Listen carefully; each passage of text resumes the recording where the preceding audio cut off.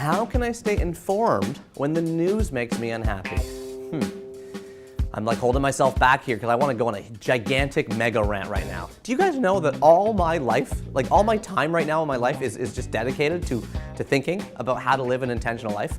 That's what all my books are about. They're about gratitude, they're about happiness, they're about resilience, they're about failure, they're about trust. That's all I think about. That's all I write about. That's all I speak about. I can tell you without a doubt, the biggest barrier to feeling these feelings, things like gratitude, things like happiness, is the news, okay? The news is the problem. In a world of 7 billion people, there's gonna be a fire and a murder and a flood every single day. It's a big world. And the business model of those news media outlets is to try to gauge your attention so that they can sell ads to advertisers. So the news will only get more frenetic, more emergency oriented, and more alarming every single day you're alive. It already has. Compared to the newspaper when I was a kid, it was like boring. It was like, this guy met this guy, you know, whatever. Now it's like, so-and-so said this to so-and-so, like who cares? You're worried about being informed.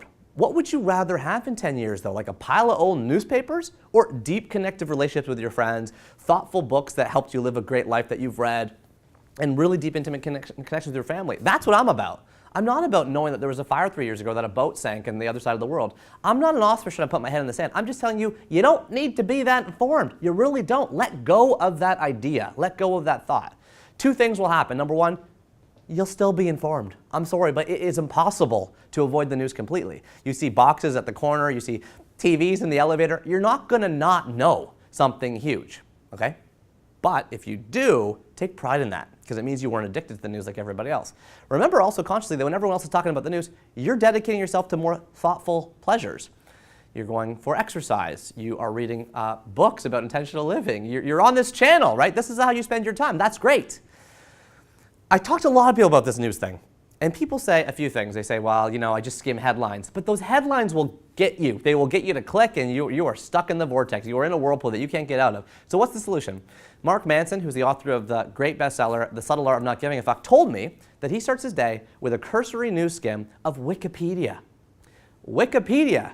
It has no ads. It has no vested interest to hook your attention. It's just crowdsourced news. So he just does a skim so he doesn't feel totally out of it, and then he goes on with his writing day. Me, I canceled 2 newspapers, 5 magazine subscriptions, so you're talking to a recovering addict right here, and I only read books now.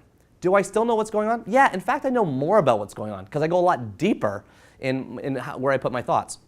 The world of the future is about how you control your attention, and there's a war for it right now. The news is currently winning that war. Cancel all the news sites you follow, delete all the news bookmarks from your browser, cancel your newspaper subscription, get off the drug. Do you agree with me? Do you disagree with me? What else makes you unhappy? Okay, leave a message in the comments below, or if you can, subscribe.